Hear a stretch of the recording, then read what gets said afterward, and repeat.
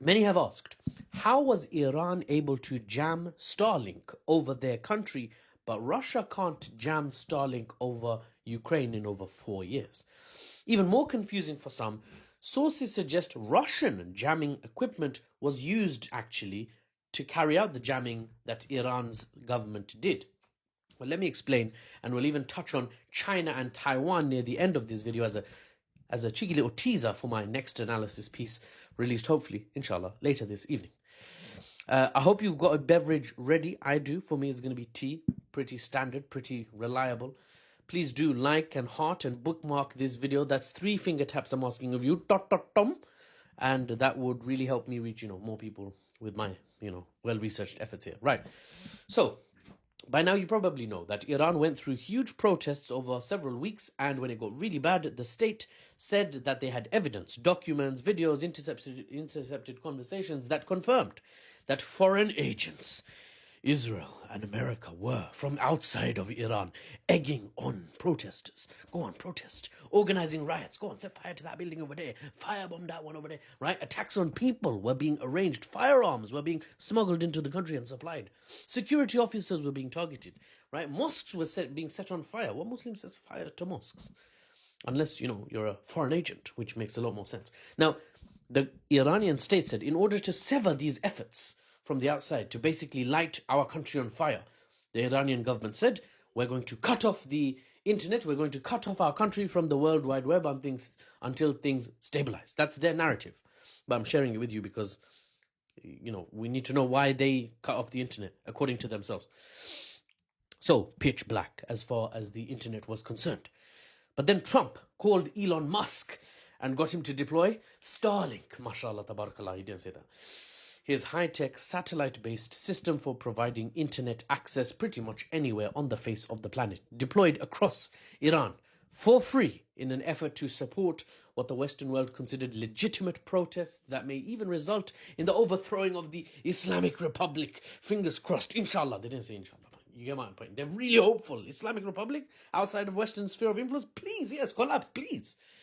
Now, Iran did something crazy, though. Unexpected.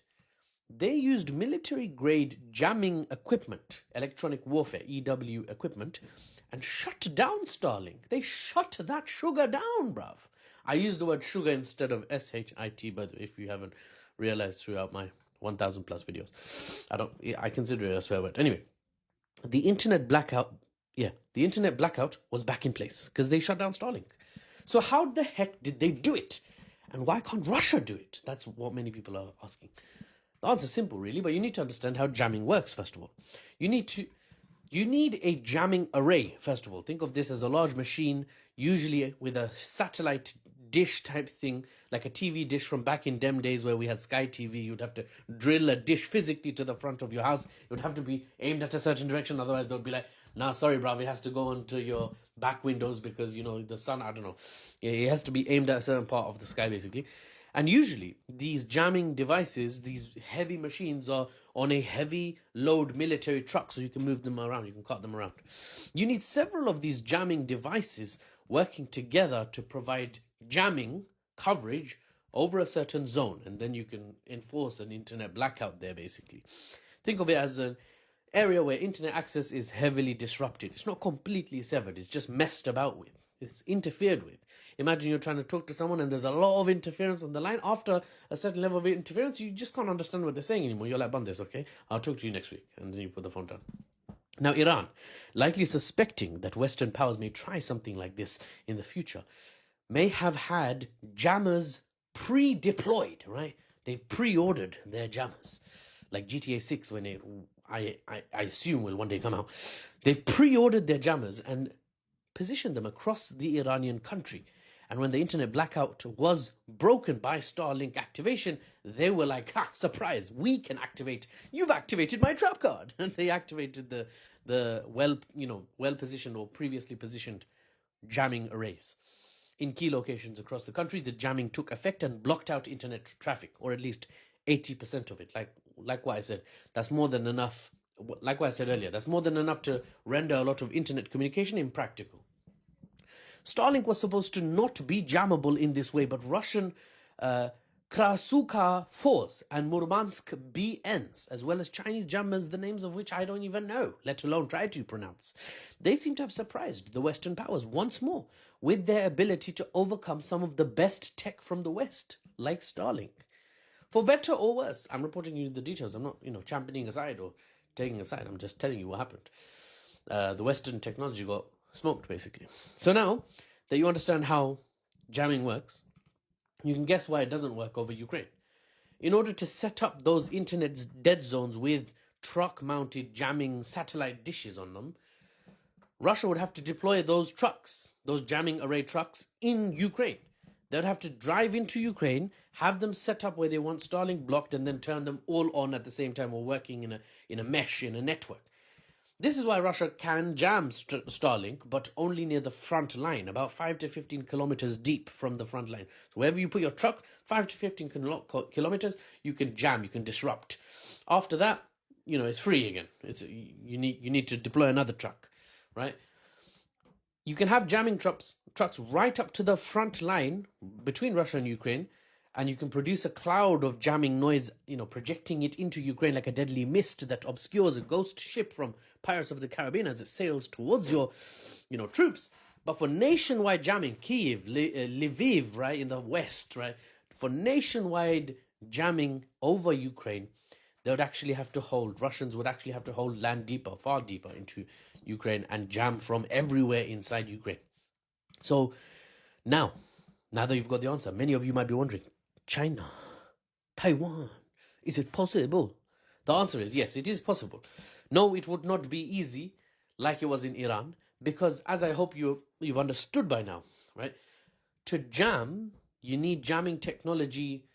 Basically, jamming technology needs to be deployed on the ground and not left vulnerable, because you can just missile strike the truck and then like it's gone now. The truck is finished, right?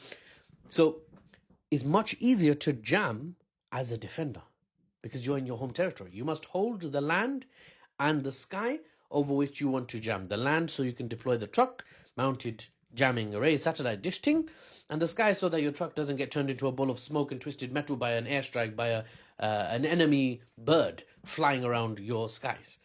Taiwan, therefore, is tough. It's an island. But China, it's an island, and therefore China doesn't hold the land there. And to try and hold it, you need to amphibiously assault it from the sea, which is some D-Day. Look up D-Day on YouTube, Saving Private Ryan. D-Day, Saving Private Ryan. GG, well played. If you have to do a beach assault, it's maddeningly difficult. So not the best idea to try and get control of the land and control of the sky. You don't have control of the sky, really. You can probably get that as China, but where are you going to deploy if you don't have land to deploy? Do you know what I'm saying? You can deploy from the sea. You can have these jammers in the sea on your ships, but like I said, 5 to 15 kilometers. And as I'll mention in my next video on Taiwan and China specifically, that's nowhere near enough to cover all of Taiwan Island. So Taiwan is an island, a nut, and a tough one to crack. But China may have some tricks up its sleeve. You see, they may not hold the land, but China can hold the sky with their superior fighters if they want to, if they work hard to achieve air superiority. And China has flying jammers. Oh no, not even truck mounted, plane mounted, bruv. So control of the skies over Taiwan could give China control over their internet as well, and the ability to turn it off. More details in my next video. Hope you found this one educational. And for the unbiased news and analysis, without, of course, the Western spin, I'm Mahfouz, your NewsBaba. And I'll see you on the next one.